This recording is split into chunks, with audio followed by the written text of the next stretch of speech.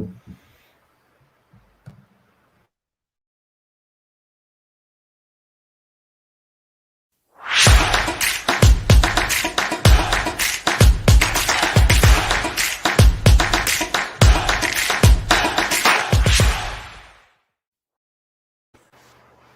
everybody, especially football fans and English learners. Welcome to another Learn English with Football YouTube show. And my guests tonight are, as always, Noop. Hi, Noop.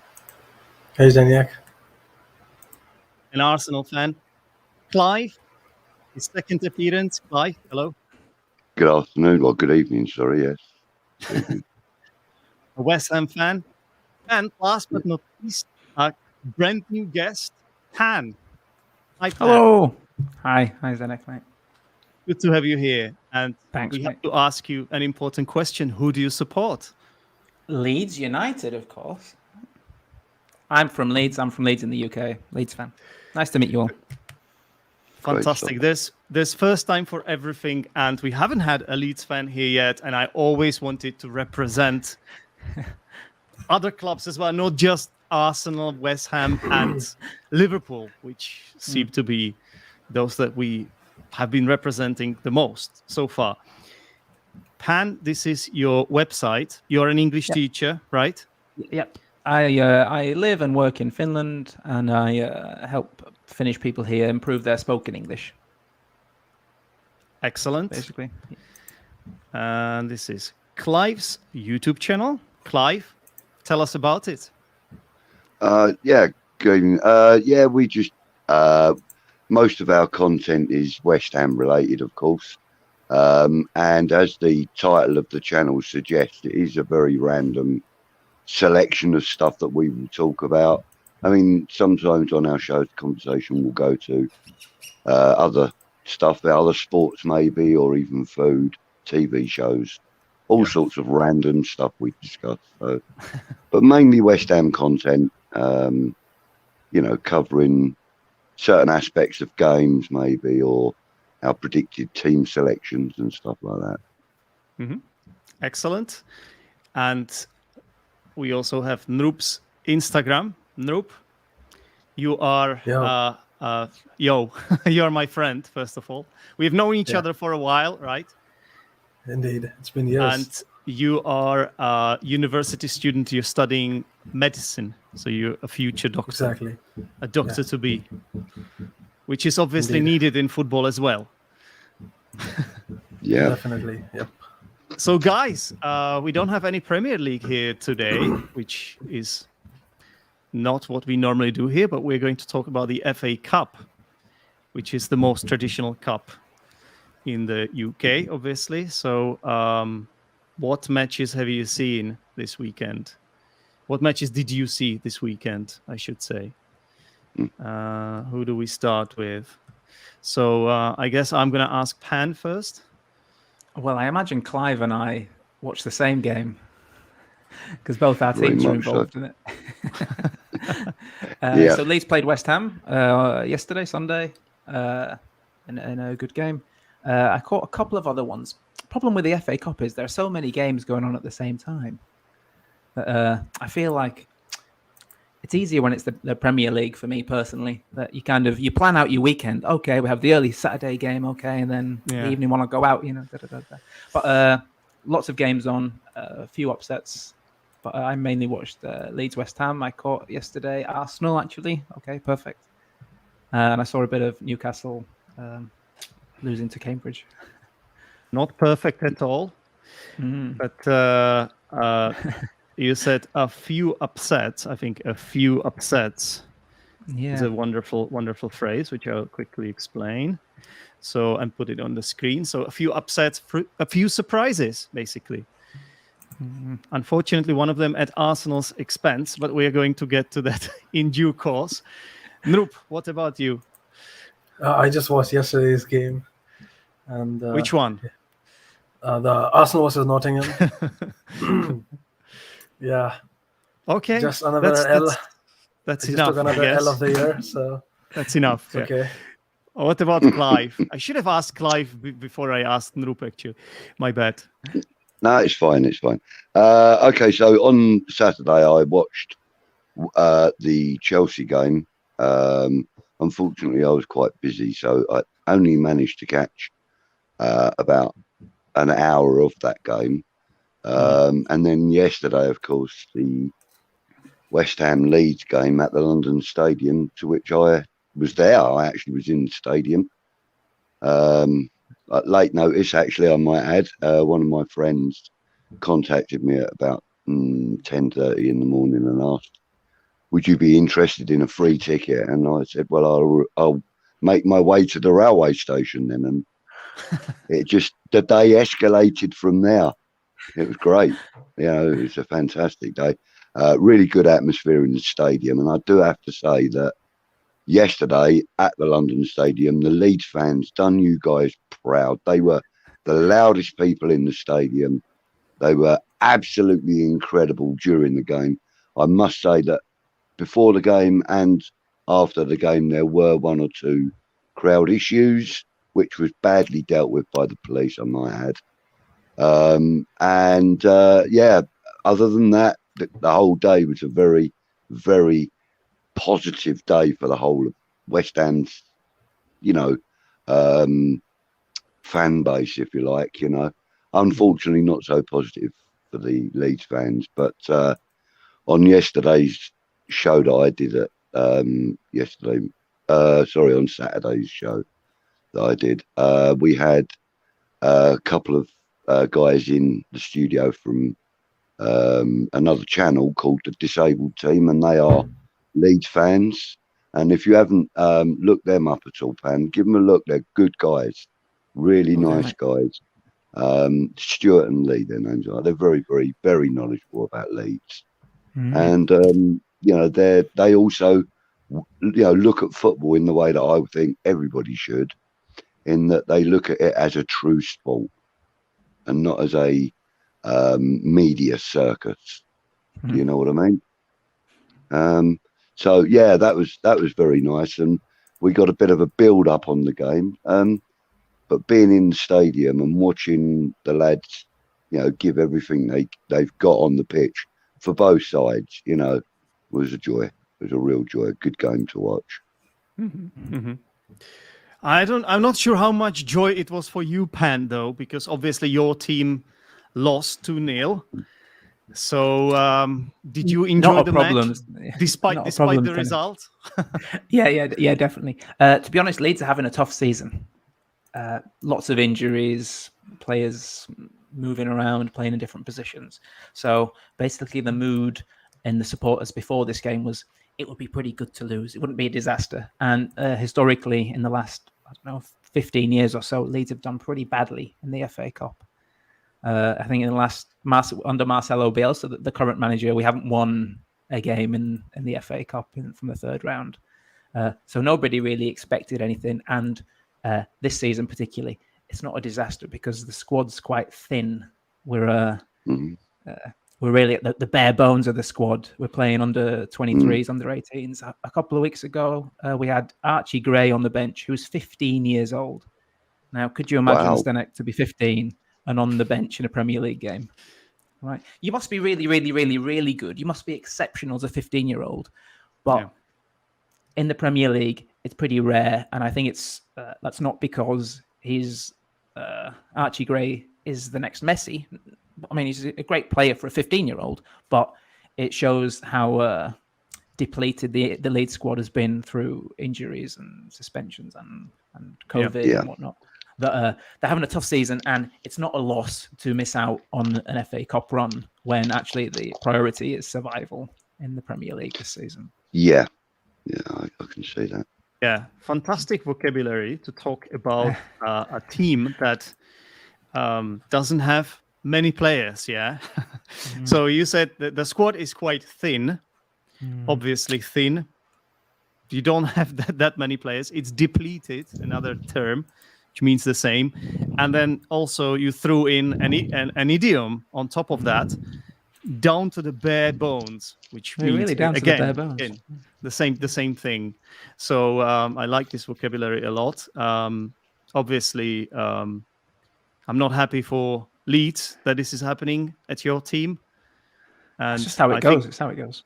I think it's obviously a part of the reason West Ham I feel controlled the game. And also that you didn't play arguably your best player, Rafinha, Noop. If you don't play your best player, does that tell you that you're not really in for it? You're not really, interested in winning the game. Where do you stand on this?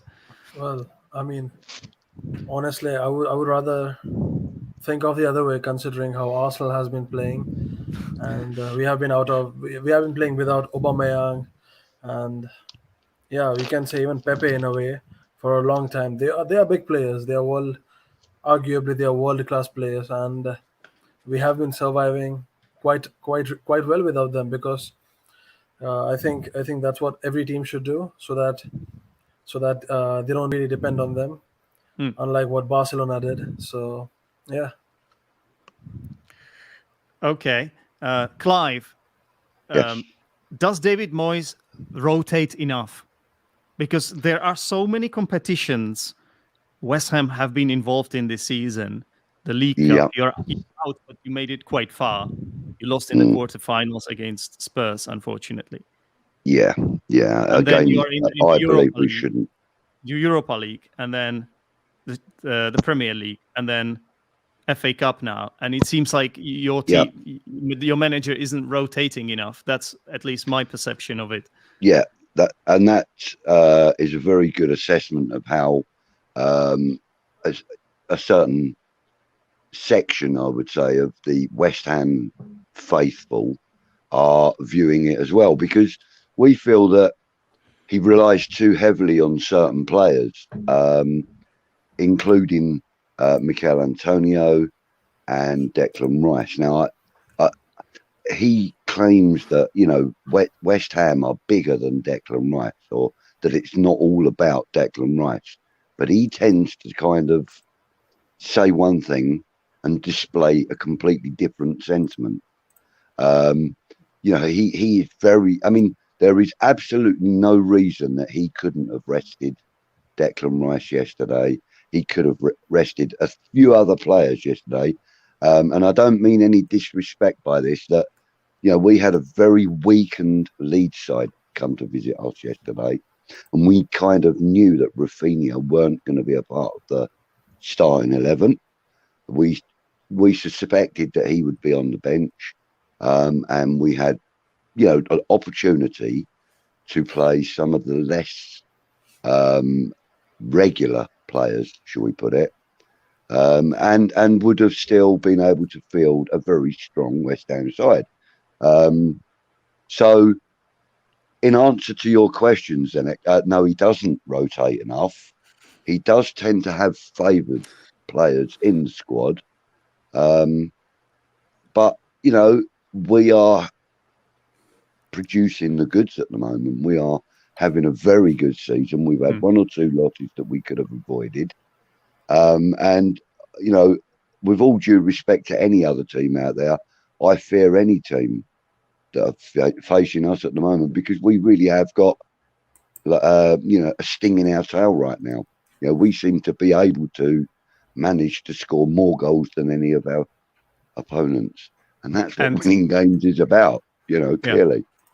And as you know, Clive, despite wearing this shirt today, I'm happy for you, because I always have a soft spot for West Ham because of the Czech players.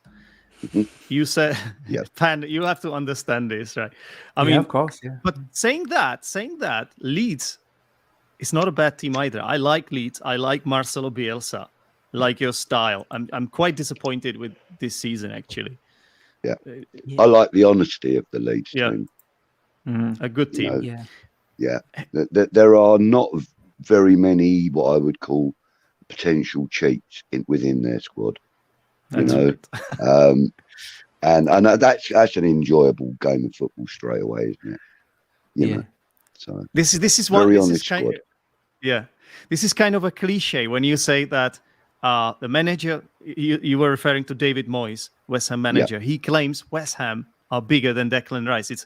a classic football cliche when you're basically saying that the whole team is more important than just one star. Like maybe you could Yes. say Manchester United are bigger than Cristiano Ronaldo or something like. It's a common phrase in football. And okay, so Pan, do you think that it could backfire that David Moyes always plays the same players? Do you think that maybe there's a higher risk that the players will get injured or just tired? What do you think? It's a good question, and there's always a risk of that. But I would say, like, when I was growing up, the FA Cup, I feel maybe I'm wrong about this. Maybe it's just how happy I am to see Leeds in the Premier League again. But I always felt that the FA Cup was quite an occasion. Right? What happens when it's the FA Cup final? The managers come out with suits on. There's a fanfare. It's the FA Cup final, and all the rounds before that lead up to that. It's a special event. But I feel in the past few years that that there's more when do teams rotate their players? FA Cup, because to be honest, any team that's in the Premier League are more interested in finishing well in the Premier League. For example, the reason I say this, last season Leicester won the FA Cup. They were very happy. But do you think they would have preferred to win the FA Cup and finish 5th, or be runners-up in the FA Cup and qualify for the Champions League? Financially, and as Clive mentioned, he talked about this other podcast or YouTube channel, the Disabled Team. They understand football and see the football as the real sport that it is, not a media affair or something, or a financial concern or something. And I feel because most Premier League teams are interested in their performance in the Premier League, the FA Cup gets sidelined a bit. It's a bit, it's not as prestigious as it once was, or maybe it should be. And because of that, the teams are kind of expected to rotate players for the FA Cup. And then what can happen then is it can backfire, that you end up losing because you fielded a team of the fringe players or the under-23s, and then the manager gets a load of stick. The manager gets abuse for, you didn't take this prestigious tournament seriously. So if you're going to rotate, you kind of have to be doing it throughout the season. But I can understand David Moyes, and much like Marcelo Bielsa, the Leeds manager, he likes to keep the same players. Last season, I think Leeds had the fewest different team sheets from game to game. The same starting 11 every time, because he knew the players that he wanted in those positions. This year, it's not the same through injury, but that's how you get a squad that really gels and seems to play better and better and better and build on the performances, because it's the same players. They link up better and better. So it's a risk to not rotate players, but it's a risk to rotate players. You have to balance it out. You also said that the FA Cup gets sidelined a bit, so that means that it's kind of put to the side, considered less important for the teams. So, maybe I'm wrong about this, but I have, as growing up in the 90s, I had memories that it was FA Cup weekend, the FA Cup's on. Now, I don't feel that there's the same feeling. Maybe it's wrong. Like I said, maybe I just feel that because I'm so happy Leeds are back in the top flight, back in the Premier League, that I don't care about the FA Cup. I don't know. What do you think? You're definitely not the first person to say it. I hear it quite often these days. And so, Noop, is it as simple as money talks and you want to secure that top 4 before anything else because of the revenue you get from the Champions League? Is it really as simple as this, in your opinion? Yeah, definitely money and power. Because you can see how Arsenal has been performing these days in Premier League at the same time in other cups, considering at the moment how our squad is quite shallow, and we have been having I think we have lost around 9 players. We didn't have 9 starters or 9 regular team players who played yesterday, and I think that's the problem, and that needs to be fixed.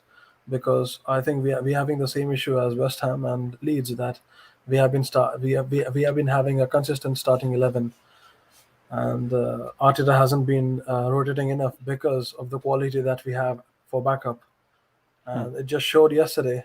You mean lack of quality? Yeah, for the backup team. Yeah, yeah. Otherwise, Yeah. in my opinion, if we hadn't had those missing players, I think we would have won easily. Yeah.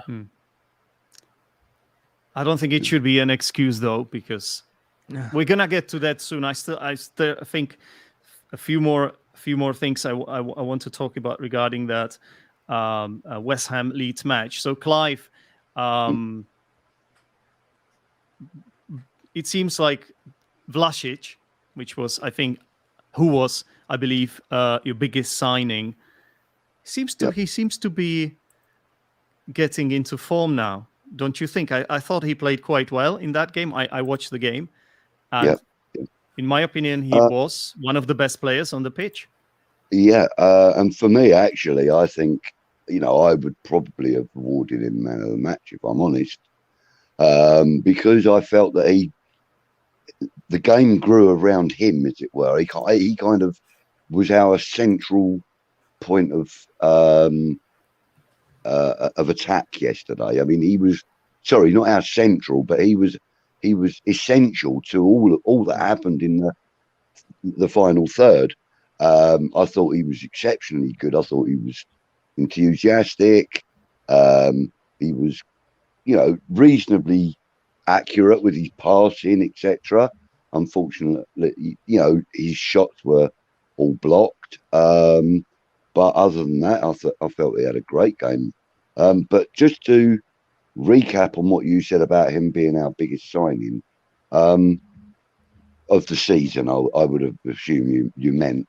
That I would actually disagree with that. I think Kurt Zuma was our biggest signing of the season, if I'm honest. But in terms of money spent, was he the most expensive? I believe he was. Yeah, I believe there was a certain. Yeah, I think he was around the 38 million mark, and Kurt Zuma was around 32, with any of the little add-ons and stuff. But in terms of stature within the squad, as it were, I think Kurt Zuma is our bigger signing because he's like the future of our central defence, which is the most important part of a team, in my opinion. You build around the defence, Let's be honest. How much do you actually miss him? Because Issou Diop, I'm sorry, but he is not convincing at all. He's not. For me, Issou Diop is a fine backup to what would be essentially a solid central defence. Now, Kurt Zuma being, very important within that. I mean, for me, for the future of the club moving forward, we need to have, as our central defensive icon, if you like. I mean, I think icon would probably be the wrong word. It would be more, the person that you would need and rely on the most to do his job in that position. Kurt Zuma is definitely going to be that man. And I believe that, you need to have sort of captains, not necessarily wearing an armband, but have the captain mentality. You need to have at least one of those in every line of your formation. You need to have one up front. You need to have one in midfield. You need to have one in defence. And I feel that with Kurt Zuma we have that, and he has also the experience of Champions League wins, Premiership titles with Chelsea, of course. Yeah, he's a brilliant player. He has been fantastic for you. Absolutely. And the news is that he should be back before the end of the month. Yeah, which is great news for us. Absolutely. Considering we thought we'd lost him until mid-February, late February, So to get him back 3, 4, maybe even 5 weeks earlier is a massive boost for the club. Okay, let's go for this one. It's a massive boost for the club. Okay. Obviously, the word massive, everybody knows, means big, huge, and boost. It's just something that gives you that extra. How would I explain this? Extra boost, extra power. Let's say, yeah, extra power to keep pursuing your goals or to keep going for them. Pan, obviously. There's another game coming up against West Ham United again at the London Stadium. We've got a replay. Yeah, this is a replay, but it's not. Round It's two. not in the FA Cup because you already got knocked out. But it's in the Premier League. So And this one's much more, yeah. two back-to-back matches against West Ham. Clive's team, they have Norwich in the in midweek as well. But so Pan, how confident are you that you can show different kind of performance this time? I think yesterday West Ham deserved to win. I have no qualms about it. Although I do have a qualms about VAR, but we can get to that later. But in the overall game, West Ham deserved to win it because, in my opinion, Leeds did pretty well, managed the threat. They didn't have so many clear-cut opportunities. It definitely wasn't a whitewash. It wasn't a blowout. But attacking third, really missing danger, clear-cut chances. Had a couple of ones that maybe if on another day could have gone a different way, but that's not good enough. You can't rely on things going your way. You need to make clear-cut chances, and that's definitely where yesterday we missed, and for several weeks and months now we've been missing Patrick Bamford. We don't have a centre forward. He's a goal threat. He got 17 last season. Won every other game basically, and he's been out for 2 or 3 months now. He came back briefly and then pulled a hamstring, so he missed another 3-4 weeks. And I think the rumor was that he was supposed to play. He'd recovered from his ankle injury, and then he hurt his hip or something, and then unclear about what kind of injury that was and what kind of time frame we're looking at there. So maybe he could be back in a week. Maybe it was just a knock in training. And then if Bamford's back, we have a centre forward again. Rafinha starts.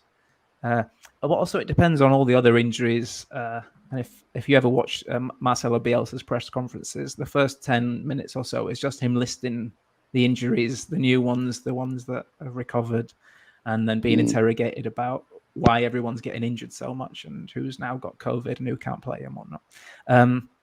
So if the squad's slightly more creative, more dangerous, more threatening, maybe in the final third we can convert one of those kind of half chances that we were having or turn them into more clear-cut chances. We can have more of a game on our hands here. A few more shots on target would also help. Yeah. All right.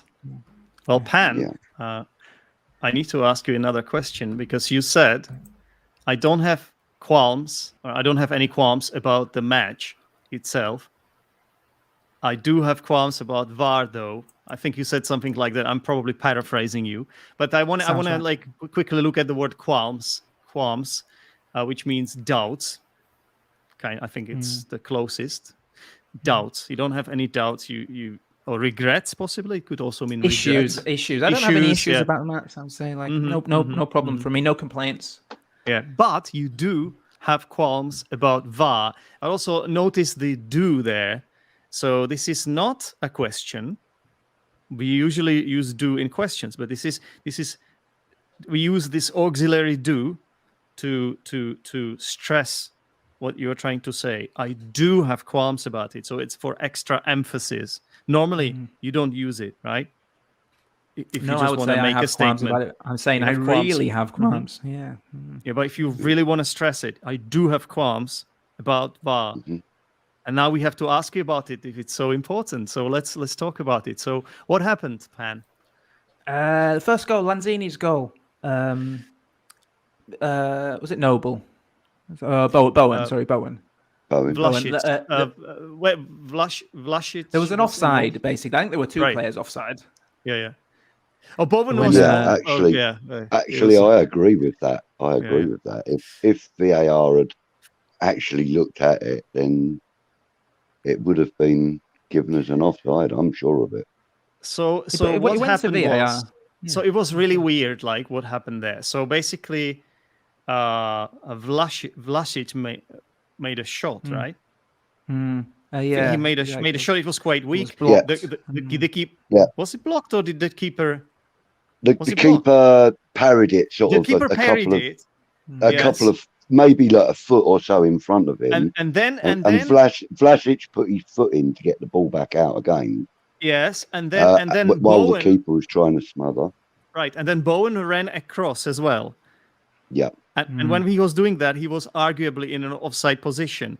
And now he didn't touch the ball, but he may have interfered, or he may have kind of influenced the game, because it was more difficult for the keeper to make the save.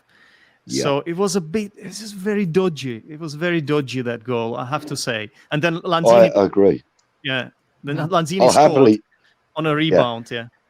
Yeah, I'll happily take it. Of course, I will. You know, and even without that goal, it would have been a 1-0 win.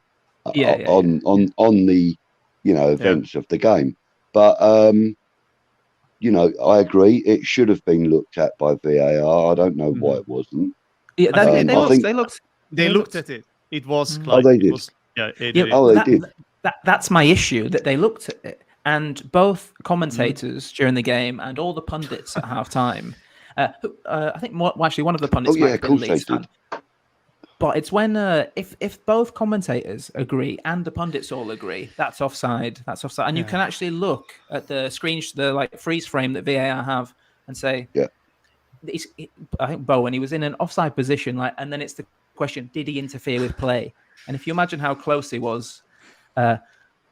That's the issue I have, because it's not just this. It's not just this. There's been several times where VAR's supposed to be helping to clear up the game, make it so that there's no, these bits. Let's just the integrity of the game, and it's disappointing.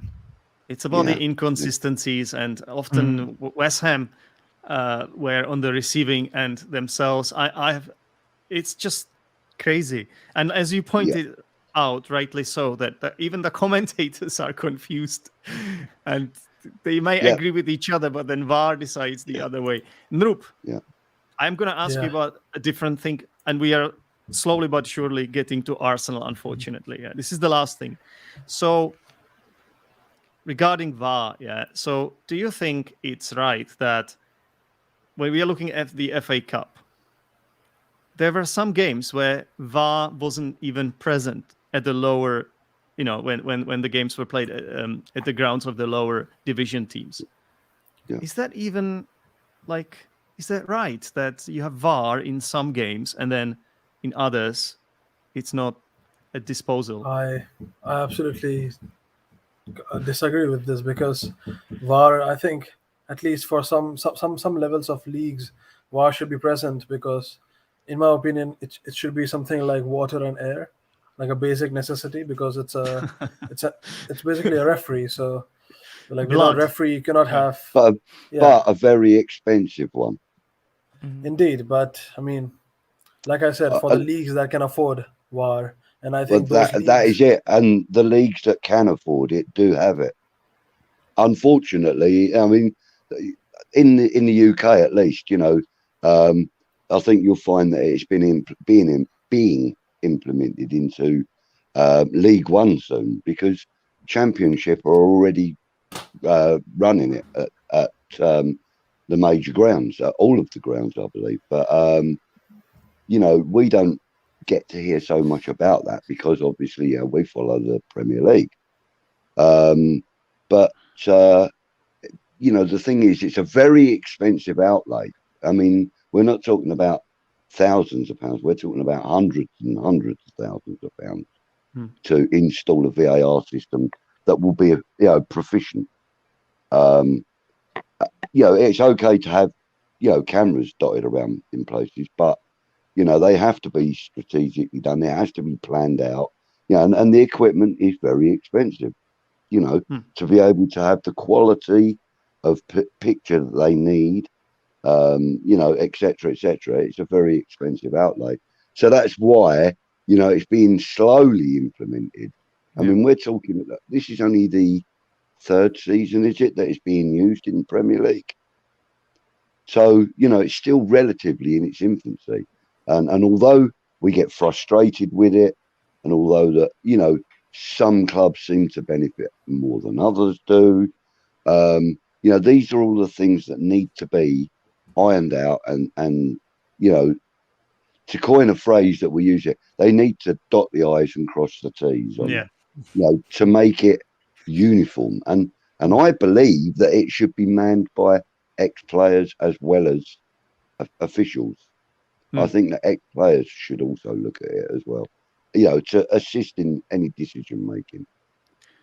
Clive, whenever you speak, there's so much I can talk about in terms of the language. You know, you're very well spoken. I like it. So one of the things you said, you find that in the UK it's being implemented. So it's being implemented. This is actually, ladies and gentlemen, present continuous passive. So it's happening right now. That's why we are using being. Implemented, it means someone else is doing it. We are not saying who, but I mean, it's pretty obvious probably but from context, but it's not important. We are focusing on it here, which obviously is VAR, right? We are talking about VAR. Yeah. So because of the focus, we are using passive structure here. And implemented means it's being kind of introduced, let's say. Yeah. Okay, Noop, we have to do it now. We have to address the elephant in the room. What happened? How did Arsenal lose against Nottingham Forest, the championship side? How did that happen? I think Arsenal, West Ham, and Leeds, we share a similar problem. The final third, we had 10 shots, 0 on target. 0. And I just have no words for that. Like, we are just playing pinball, and it was just bad, like poor quality, really. I was watching the whole game, and our starting lineup itself made me a bit nervous because we had Charlie Platino, a young kid. I don't think he 17 years of age, right? 18 years old. 17 exactly, or 18, and yeah. he's not even that physically strong. He might be technically good, but you know, we're playing the English league and we need physicality, and he was lacking that. And then if you look at our back four, it was just terrible. I mean, Cedric Soares, Holding, Nuno Tavares. I think we should have had at least one more starter. I would have gone for Chambers, in my opinion.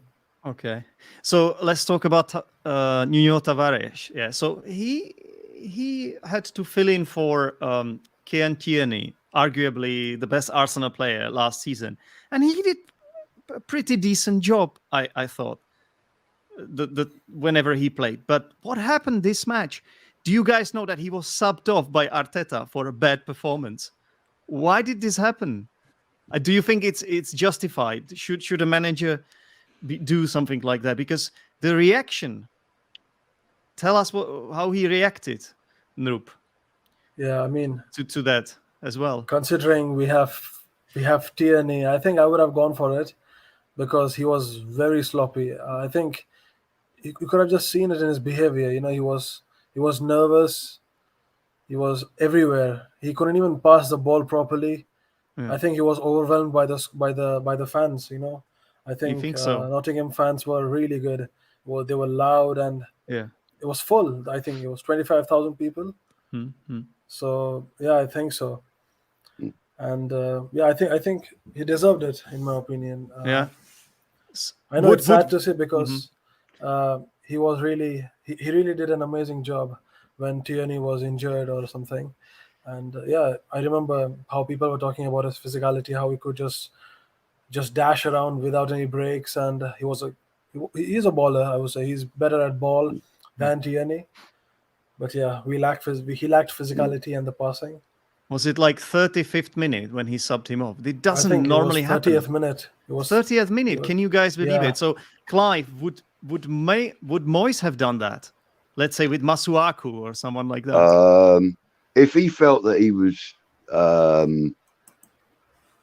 causing more problems than assisting, then I would believe he would. I mean, there was a case last season when he brought on a young striker of ours and subbed him off. I think it was about 8 minutes later, 8 or 12 minutes later or something like that. He literally brought him out. It was less than 20 minutes anyway, that I do know. He brought him on as a sub and then subbed him off. So, yes, David Moyes would do that. Okay, we are talking about a young player that he did this with, but the fact is that he was creating more, not creating more problems. No, that wouldn't be fair. What would be fair was to say that the game was too big for him, and he was like a fish out of water, if you like. You know, that's it's a very, very difficult thing to do at a young age, is to go into a game of such importance. And because let's face it, every league game is important. Every point you fight for, is important to you, to the well-being of the club. So, I can understand Arteta's decision yesterday, although I wasn't aware of it until now, because I must admit my celebrations went well into this morning, because I do actually have a big place in my heart for the FA Cup. I mean, like you said, Pam, you come into the day and, there's TV coverage of the whole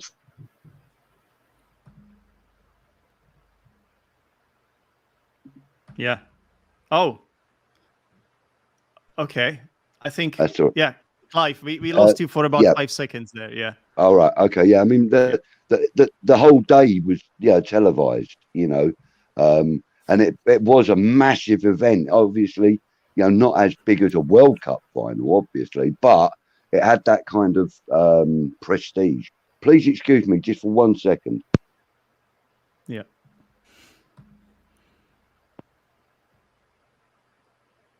I think David Moyes is calling Clive or someone like that. Yeah. All right. Sorry, no, it was my son. Sorry, he wasn't aware that we were live. He. I was only aware of that, but I can understand that if Mikel Arteta believed that he wasn't playing for the good of the club or for the good of the team in that game. The thing is, a good manager will change things quickly. So fair play to Arteta for that decision for me. Yeah, I agree Pam, with you. Yeah. Pam, do you know what Roy Keane said about Arsenal? He said that they look like Real Madrid but play like a pub team. Do you think this assessment sums it up? I was listening to it. It was on ITV, right? And Ali McCoy was on the commentary, and all I heard so many times was Arsenal are so poor. Like in his real Scottish accent, saying they were so poor. I would say poor, more like poor, so poor. And all I could think was like, he's quite right. Like Ali McCoy sounded shocked, especially like I was quite surprised because Arsenal have been on quite a run recently. Their form's really picked up in the last 5-6 games. Like they've been looking like a dangerous team. They'll still concede the odd goal, but with Ødegaard, Smith Rowe, Martinelli, Saka, like attacking wise, dangerous. And actually yesterday, I was just looking at the team sheet yesterday, and actually in the final third, you had Nketiah up top, who's I guess he didn't have a great game yesterday, but behind him, Ødegaard, Saka, Martinelli. Like not bad, fairly dangerous, right? Like against the Nottingham Forest. But like you said, 10 shots, 0 on target. You can't win games without shots on target. Right? Yeah, that's a problem. Arsenal lost the game, but they the mitigating factor, Noop, is that they lost against a bigger team. That's at least what the Nottingham Forest fans are saying, because they have themselves won the Champions League, or what used to be the Twice. Champions League, twice. How many times did Arsenal win it, Noop? Let's I not don't talk think- about that. Let's not talk about that, yeah? Only if Henry could have scored that final. Only if Henry was at his peak. Okay. Ah, Clive, would you like to Yes. see Nottingham Forest back in the Premier League? That's a very good question, actually.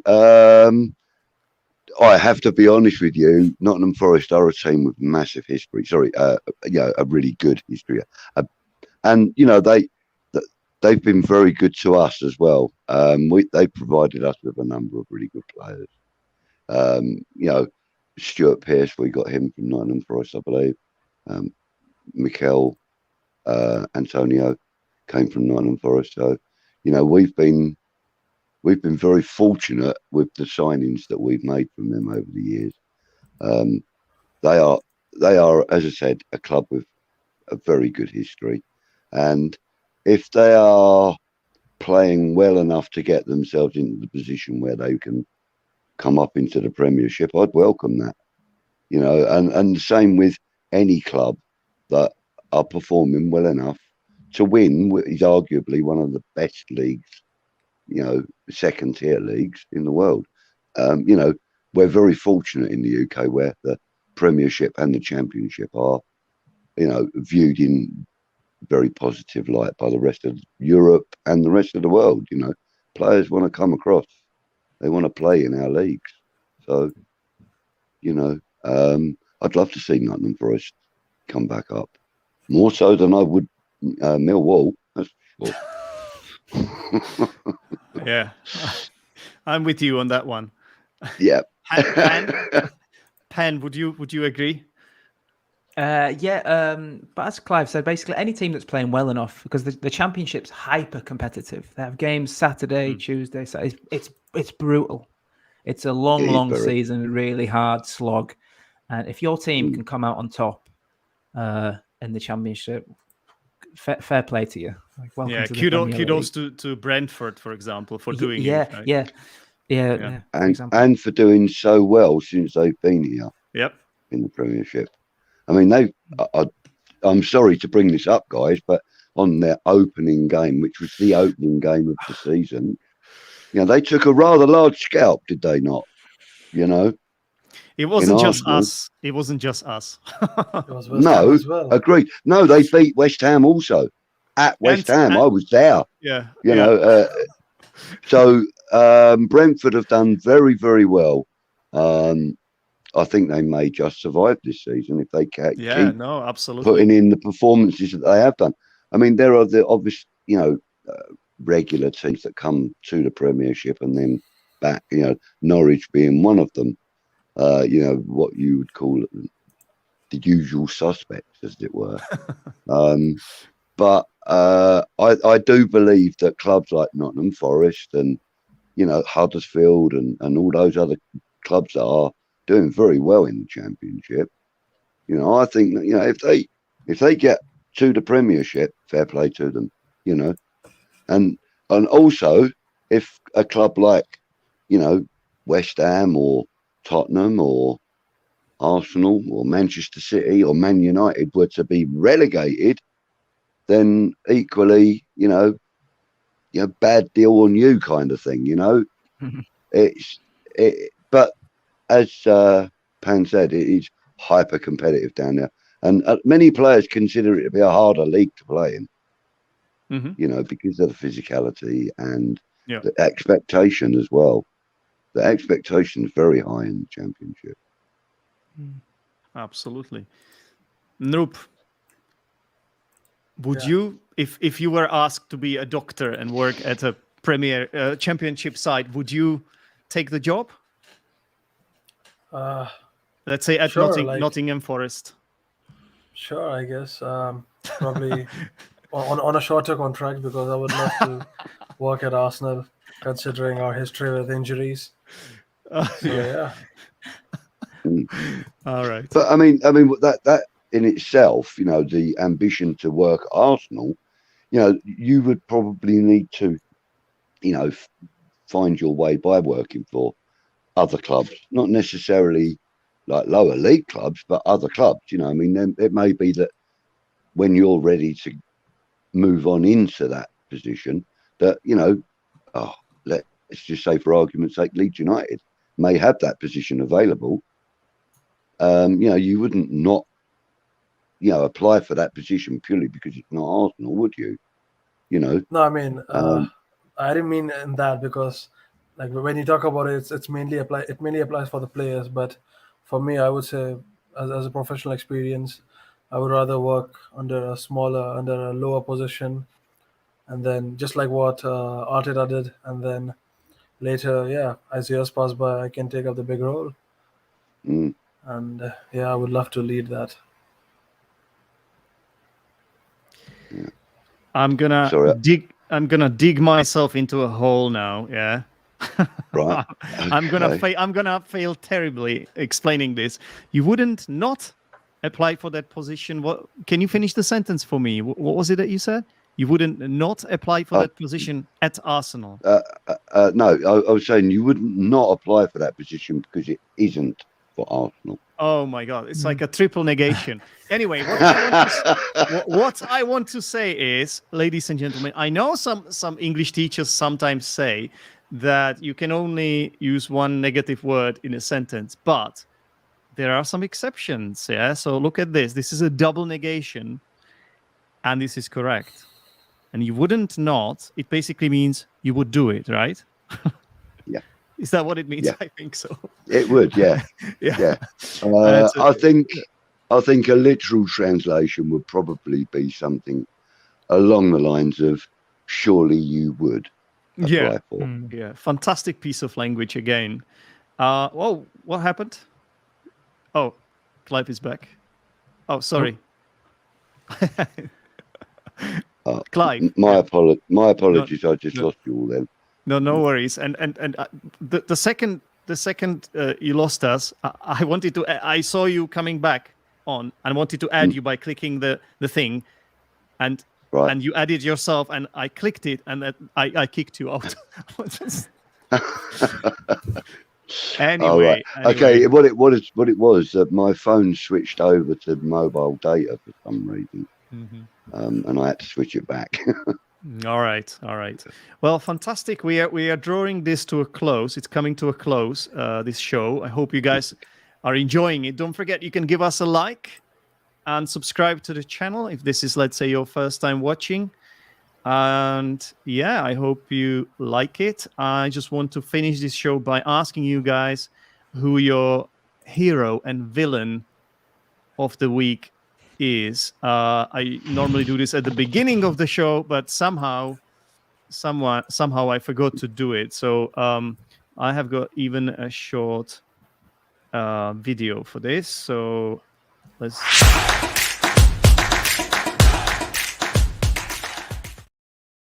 Who is your match week hero? So who wants to start? Might as well work from pan round to me. All right. Well, I would go with the whole Cambridge team. Maybe that's a cop out, but Cambridge United beat the world's richest team in Newcastle United, and it's quite an accomplishment. Also, if you like, I only caught a bit of the game, but then I watched the highlights afterwards. I think the Cambridge keeper, it was like Mitov or something. He saved so many dead cert goals. Like, it was an incredible performance by him. So maybe I would nominate him as a hero of the week, because that's part of the FA Cup. That's part of the romance that you can get these upsets, as long as they're kind of legitimate upsets. Because I think a lot of the time, I almost feel like the refs kind of want the upset to happen, and I feel like they're not giving the calls that would usually be given. But that would be my hero of the week, the Cambridge United, or specifically their keeper. Nope. Great choice. I agree with Pan. I think Cambridge United, they definitely made some big history by winning this game against Newcastle. I wouldn't call them the richest club as of now, because they haven't made much signings. But yeah, kudos to Cambridge. They have Kieran Trippier now. Yeah, I mean, he's a leftover, so it's okay. But yeah, they have Alan Saint Maximin, and Joe Linton, so fair play. Mm-hmm. Clive? Okay, well, my hero of the week, clearly, for me, has to be Declan Rice. I'm sorry, but it has to be. I mean, for me, without him, there is no heartbeat in any of our games. You know, and when he doesn't play, I mean, yes, we still do get results and stuff, but I don't find the play exciting or as intense. Oh, sorry, my phone was ringing. I needed to just cancel the call. Yeah, so yeah, for me, Declan Rice. I mean, I haven't seen the Cambridge Newcastle game. As I said, you know, I spent most of yesterday in celebration. But yeah, I think from what it's, you know, from the way it sounds, yeah, I'd probably go along with the goalkeeper as well from Cambridge if he was that good, you know. All right. But for me, it was Declan. Yeah. I'm going to give it to a team as well. Maybe it will be a surprise, but I'm going to give it to Kidderminster Harrier, which is a tier 6. Our next opponents. Exactly. This is a tier 6. Tier 6. So from like 6th league from the top. Yeah. Team. And they managed to beat a championship side, Reading. Which is, by the way, as far as I know, please correct me if I'm wrong, but it's spelled exactly in the same way as reading. Am I right about this? Correct. Which is Correct, an interesting thing from the language point of view. The only difference, obviously, is that Reading is spelled with capital R. You could say that reading could also have capital R if it's at the start of a sentence, though. But it's your next opponent, Clive. That's right, yeah. It was the lowest ranked team you could possibly draw, So, are you happy about that? And well, yes, of course, I'm happy about it. I mean, it's you can near enough guarantee progression in the competition when you play a team that's 6 tiers lower than you, but as you've mentioned before, there is a certain magic that comes with the FA Cup, and there are giant killings that happen all the time, as we witnessed with Cambridge and Newcastle. So, you know, there's always a fear that could be you. So you have to prepare for that equally as well as you would if you were playing Manchester City or Barcelona or any other club that you need to face. You have to approach every game with professionalism, or else you'll end up being treated like an amateur. If you get my point.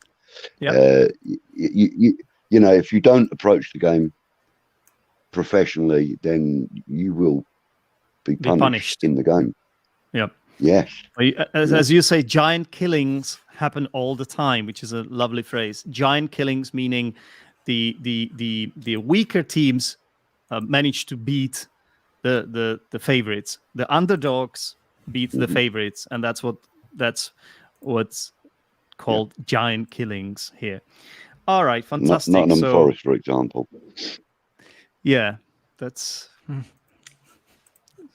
arguably not that. Yeah.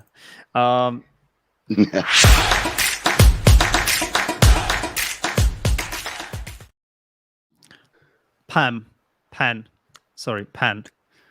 It's clear for me who the villain is this week. It's VAR. It's doing my head in. But I mean, I've moaned about that already, so I won't go on about it. But like I said, and we mentioned before, the inconsistency. Also, even not so much this week, but the inconsistency of referees. Actually, like what? Maybe you had spoke about this. Was it last week with Gabriel or something after the City game? Like, you know, yeah. What's a yellow card? What's a red card? And whatnot? This kind of stuff. It takes the joy out of it when you feel that the game isn't fair anymore. Yeah. This isn't a fair game anymore. Someone's making judgment calls, and even with the technology that can prevent that, they're still getting them arguably wrong. Yeah. So VAR is my villain of the week, and it probably could be most weeks. We have got Happy Hammer watching, and she says VAR out. That pretty much sums it up all. You also said Agreed. it's clear who the villain is. It's VAR. Yeah, it's doing my head in, which means it's driving me crazy. It's really annoying me. Yeah, very nice expression. It's doing my head in. Okay, nope. Your villain? I would go for Eddie Nketiah. He missed, I think, at least 4 sitters, easy ones. I remember the header and that tap in. Oh my god, I just can't believe. Lad, he legit had a hat trick the previous game, and then that was in the League Cup, though. Yeah. it was terrible. Manchester United have just gone 1-0 up, and it was a very nice goal. Thanks for the update, Clive. Sorry. No, that's all right. No problem. Who are they playing? Aston Villa. They're at home to Aston Villa in the FA Cup. Is Coutinho, Philippe Coutinho, their new signing? Is he playing? I haven't seen him yet. Good cross in from Jadon Sancho, finished off by I don't know who it was. I don't know the United players that well. Ronaldo. The young lad. No, it's definitely not him. I wouldn't be applauding it. I'm just kidding. I don't like. That's my villain of the week. Sorry, he's my villain. McTominay is playing. Yeah, number 39. Number 29. Fred gave the cross and McTominay had it in. Oh, it's Fred, was it? Fred. Yeah, I thought it was Jadon. I only saw the shirt numbers. My eyes aren't that good these days. They both are okay. Yeah, players, but wow. It's a really good goal. Really good goal. Yeah. Wait, so let me just deal with this. My villain of the week. One second, Clive. One second, he missed at least 4 sitters. A sitter is a fantastic. I think it's like a slang word almost. It means a clear-cut chance, a chance from which you have to score, from which you should score. That's a nice expression, Noop. Okay, so Clive. Yeah, sorry, my apologies. Didn't mean to Your villain. Who? My villain most weeks is Cristiano Ronaldo. I'm sorry, I find him a very bitter pill to take. You know, he's great footballer, very, very poor attitude. So yeah, he's my villain of the week. He hasn't done anything particularly bad this week, but you know, I like consistency. I think for me it's Trippier. I think they asked him why he went to Newcastle, and instead of being honest and saying because of the money, he said because he always wanted. He said something along the lines of, did he say I always wanted to play for Newcastle, or did he say because of Newcastle being such a great team? They're about to get relegated. I don't know. I would prefer honesty, but I guess what can you say? And also, Ollie Watkins has just missed a sitter. Fantastic. Okay. So thank you very much, guys, for appearing on tonight's show. I hope you enjoyed being here, and hope this is not the last time we have you here. It's always great to talk to Leeds fan and WeStHaM fan, and of course, Noop.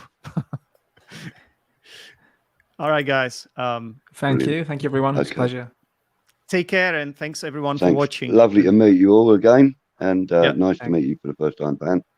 You too, Clive. And my apologies for yesterday, and good luck for next week, buddy. See you on Sunday. Okay, thank you, everyone. I'll be there. Okay. Take care, guys. Cheers, guys. Take care. Thanks, everyone. Cheers. Bye. Bye. Bye.